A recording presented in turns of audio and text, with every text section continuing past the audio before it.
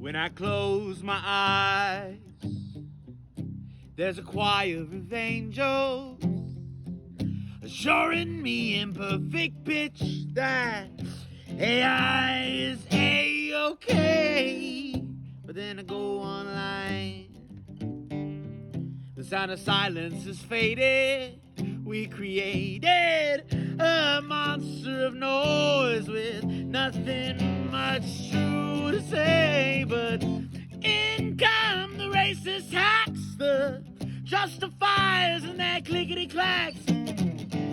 The haunted masses are begging back while shame's still on its way.